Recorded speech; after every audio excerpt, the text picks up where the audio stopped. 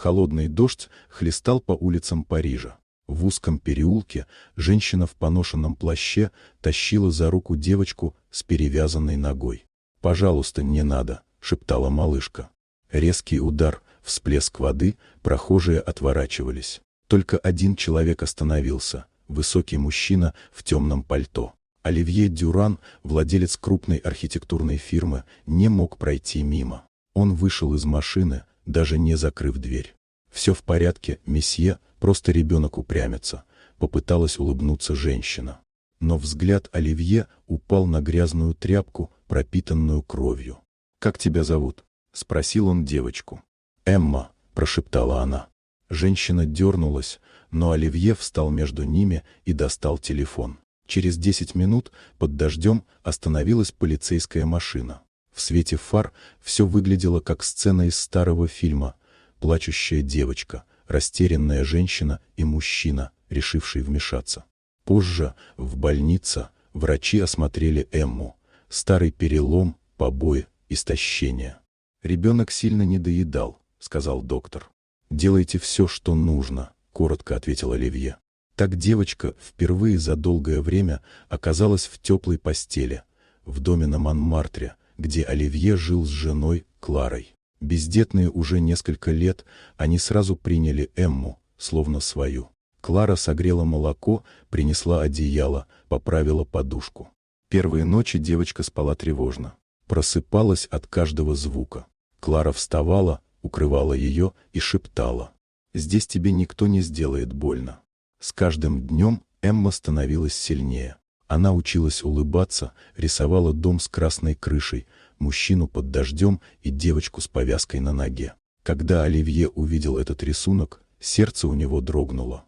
Прошло несколько недель. В доме звучал смех, на кухне пахло выпечкой и кофе. Клара, смеясь, учила Эмму печь круассаны. Оливье все чаще ловил себя на мысли, что не хочет отпускать девочку. Но однажды пришло письмо из опеки. Женщина по имени Мари Лемуан, биологическая мать Эммы, подала заявление о возвращении прав. Вскоре начался суд. Зал был холоден и шумен. Мари плакала, крича о любви, но документы и заключения врачей говорили сами за себя. Когда включили запись допроса, Эмма тихо сказала: «Я не хочу обратно. Там я боялась. Я хочу жить с ними». После короткой паузы судья произнес: установить опекунство за Оливье и Кларой Дюран бессрочно. Клара не смогла сдержать слез. Оливье просто кивнул. Когда Эмма вошла в зал, Клара прошептала: «Ты дома, слышишь?» Эмма обняла их обоих. «Можно я теперь зову вас мамой и папой?» Оливье улыбнулся. «Конечно, можно». Прошла весна. В доме Дюранов снова пахло ванилью и цветами. На окнах чистые занавески, на подоконнике горшок с лилиями, который Эмма посадила сама. Теперь она вставала раньше всех, кормила кота и писала в тетради. День первый без страха. День первый с семьей. Позже Оливье сказал жене: «Думаю, нам стоит помочь и другим. Открыть дом для детей, как Эмма. Назовем его «Дом Лилия». Так и сделали.